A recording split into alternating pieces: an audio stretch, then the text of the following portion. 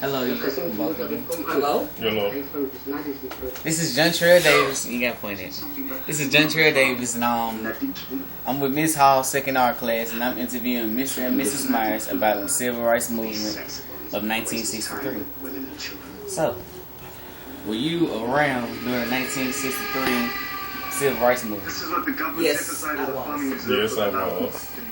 I was in the 10th grade at Carol W. Hayes High School when all of the marching and that was going on at that time, and the bombing was going on at that time when the fire hydrants and the dogs were being sicked on, and the children were boycotting the schools and stuff to go march. When Martin Luther King came into the city, our school was one of them that participated in it. I didn't go, but a lot of my classmates did go, and we was part of it. We was part of it and everything. And back in that day, the time when there was no black person can go through the front door of a white person home or cafe that was going on. We had people cooking food in there, but if we wanted to go buy the food, we had to go around to the back. We couldn't go and sit in at the counters, really in the downtown at that time. When we go and catch the bus, we had to go to the back of the bus.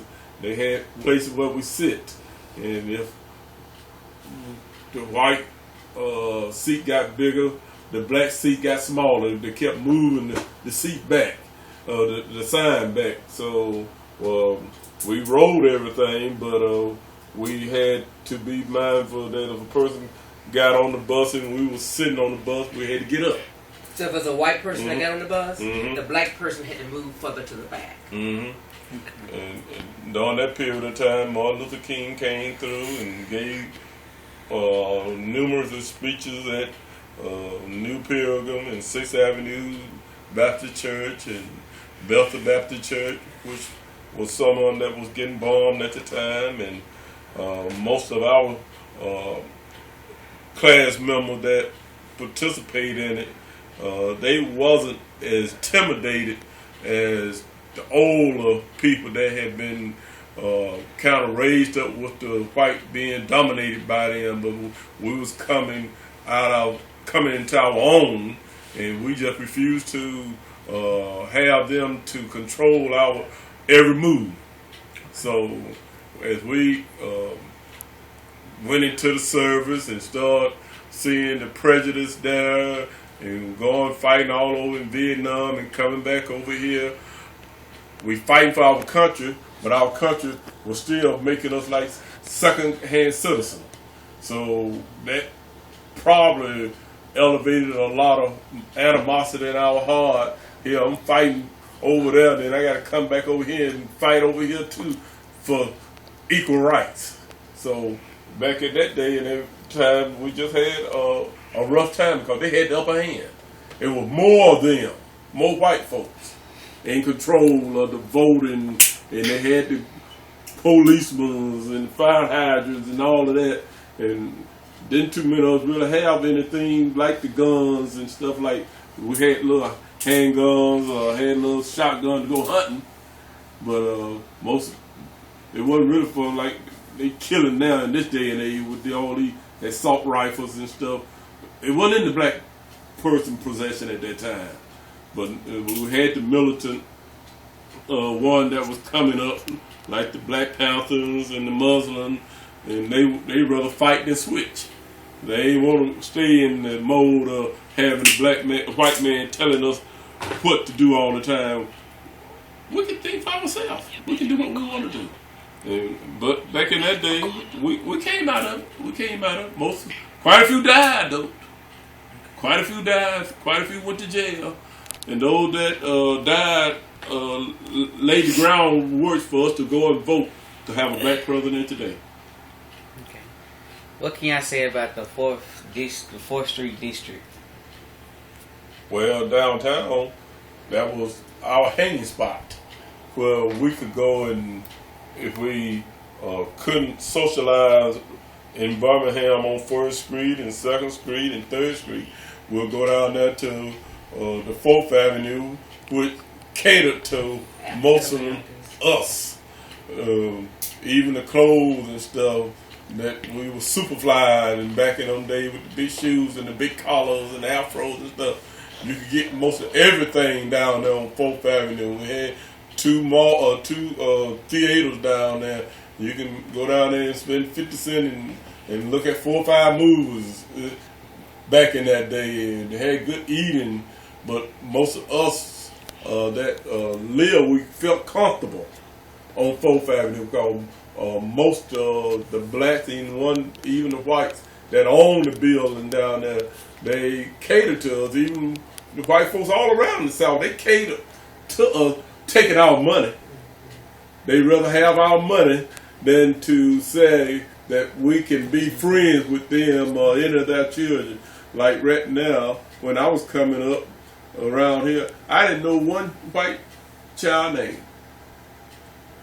I didn't socialize with any whites.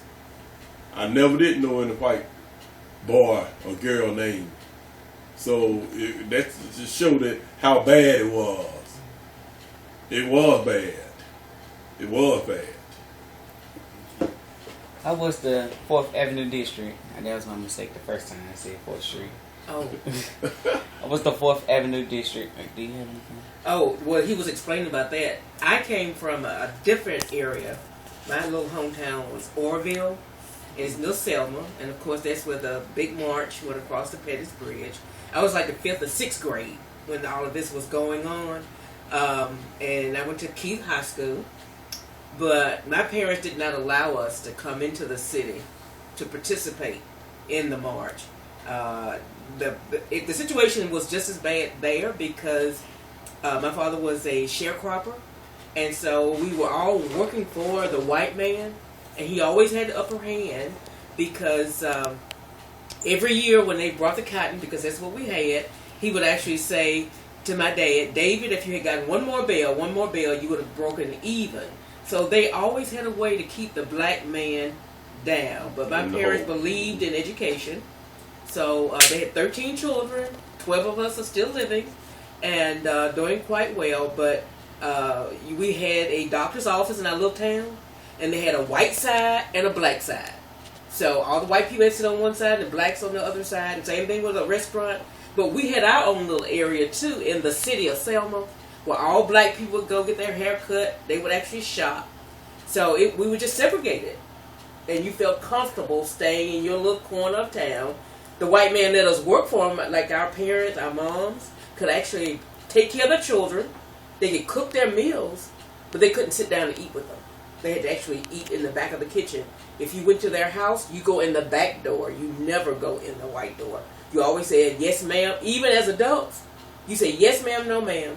And my dad was a full-grown man, and they would call him boy.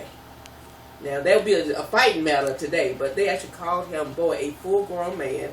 He could be your age. It could be a child your age, and he would call my dad boy. But they took it because they knew a better day was coming. Please don't be offended by this question. Oh, no. Were there a lot of lynchings, hangings down in the country? Not because the way we were brought up that I know of, not a lot. I have a feeling there were some, but I don't remember as a child. I don't remember it, but I know it had to have been some, but I wasn't aware of it. Okay. Not during our era, during the 50s but and now the 60s. the civil rights movement. Back during the 30s and the 40s in certain areas before we got here. I was born in the late 40s and she's in the early 53. 50s. So when we got here, you used to hear a song by, let's see, Diane Washington singing "The Fruits on the Tree, Hanging on the Tree." That was talking about the black men being hung by the white man and lynching them. And it was a sad song, but it was a true song, story. Yeah. Talking about blacks being hung. We are like you, is fruits from your mother and father, both of you. And in that day and age, they would hang young men's thing for any little reason. Any reason. And get away with it. Right. And get away with it. Because a black man could not look on the face of a white woman. And If he did, in prison or beaten or killed. Yeah, they had all the Scottsboro bar thing because of a white woman saying something that wasn't true, which they later found out to be untrue. But they tried to hang all of them, and lynching and all of that. So there were different towns in Florida and all around where one black person might have lived and a white person got accused of them, and they go and they almost want to kill the whole town. They had that in Oklahoma, and they had that in Florida, and in different areas around the United States where a black person get accused, and the mob of the whites want to take it out on all the black folks. So it wasn't just bad in the South now. You go up north, and you go west, and you go deeper south. It wasn't just right around here in Alabama and Tennessee and Mississippi and Arkansas and South Carolina. It was all around. Yeah, so we caught hell here, but all out there in Nevada and everything, a black person couldn't even touch the swimming pool water. Put their hands in the water. They got to drain the whole pool because one person contaminated the whole pool. You know that? Woo-wee. Hey, they want them swimming in the ocean in California and out here in Virginia Beach, places where me and my wife have been and things. It wasn't just bad here. It was all over the United States. All over the United States. How can the world we contaminate the whole ocean? You know what I'm saying? Because you swimming in with me and I'm swimming in with you. They ain't want that. And it ain't just here. It was all over. It was all over. But it's a lot better. A lot better. Black man get elected 2 times. Her dad and my dad and them would be glad to see that. But they not here though. They'd be glad to see that. Yeah, goodness. So we're grateful that we're still here to be able to witness it. It's gonna get better. It's gonna get better. We got a black man in there now gonna try to change. The white person still got the upper hand because they're controlling all the money. And the white person know that, but they don't want to relinquish any of it. Because a lot of people in the United States could be done a lot better if it wasn't for the greed of those 2% at the top that's controlling all the money. It's greed right now. And they are not just hurting the black folks, they hurting everybody. All the poor white folks, the poor black folks, and the Indian and everybody else is suffering because of a few white folks that are greedy. They want all they can for their grandchildren and great-grandchildren and great-great-grandchildren. They be looking out for all of them. They making all of us suffer because of that. And a lot of us right now are retaliating about that too. And they try to send all the jobs all overseas, trying to keep us down. But they hurt their own folks at the same time. Ain't that enough? I got two more questions. Two more questions. Do you Your think phone that? died. Okay. Oh, yeah, my his phone question. Do you think that young children are remembering? Do we think they should remember? That they are now remembering? You would have to answer that one. I don't think. Oh, no, we have a plug if you needed to. Do you need to plug it in? So just, girl. Well, yeah, do y'all think that young children are remembering, like, from y'all perspective? I don't think they really understand. I believe that oftentimes they think that was in our day. Things have changed so much that they don't believe that racism still exists. Okay. So, I mean, I think your age would be better able to tell us what you think. But because you didn't actually live in the times and things have gotten better, my answer would be no. Martin Luther King said the blacks and the whites would be playing together. during 63 and 64 and 65, we did not see that in the we near didn't future, see that. where blacks are playing basketball and football with them, each other. And here we are now.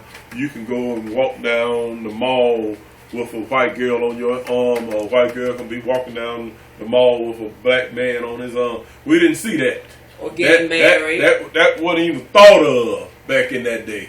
They ain't want to ride the bus with you. They ain't want to be in the same school with you. Now here you talking about marrying one. Then I was like, do we think y'all don't see it like we see it, or y'all not being mindful of it in a way that we will seem like we ought to object to it in a way that Martin Luther King saw it. He saw it in a way that we're all God's children. And if we're all God's children,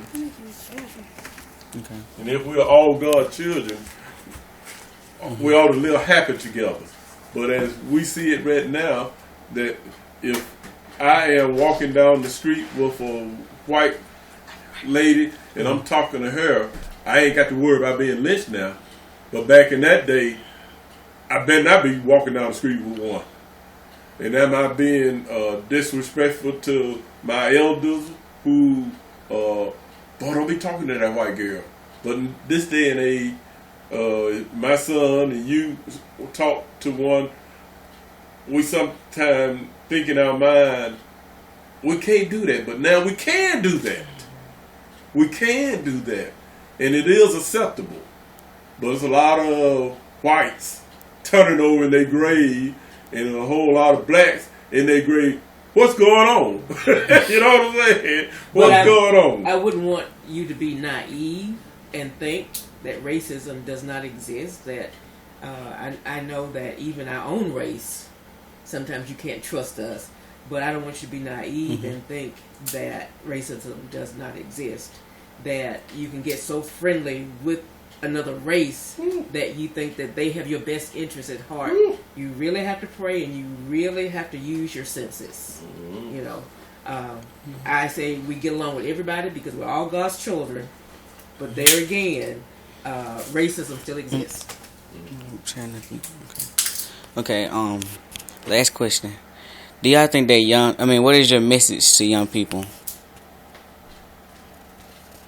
I would say that they need to keep God in their life. If they don't have God, put God in their life and love one another. If you put God in your life and you love one another, this world will be a better place. Because if you fear God and keep His commandments, and if you love your neighbor as you love yourself, no matter who you come in contact with, you'll be mindful that this is one of God's created persons. And if they're one of God's creation, I should love them no matter what color their skin is. And if I can see past their skin, no matter who they are, I will wish the best for them. And I want them to wish the best for me. I wouldn't want to put my foot on their neck, and I don't want them putting their foot on my neck. And I want all of us to walk hand in hand. And when it's all said and done, we will both want to hear God say, well done. Good and faithful servant. That's what I see. And I say, remember or know your history. Learn your history. Come on. Thinking about the children of Israel, God's chosen people, they forgot their history. They were blessed, and they took their blessings for granted. So I said, know your history, know where your people come from, and I think you'll have a greater appreciation for the blessings that you have. We take so many things for granted, but if you know what your forefathers gave up or fought and died for, you will take life a lot more serious. Like, we're killing ourselves. You know, this weekend or this week, several black people have killed each other. I believe that if we knew our history, we wouldn't be killing ourselves. We would be working together as a unit, and we'd be loving each other, because we know that our forefathers died, shed their blood, so that you and I could have the right to live where we live, to go to school and have a good education, get a good job. So just remember your history. All right. Is that all for both of you? Okay. So, All right. Thank y'all for your time. All okay. right. Well, Now you got anything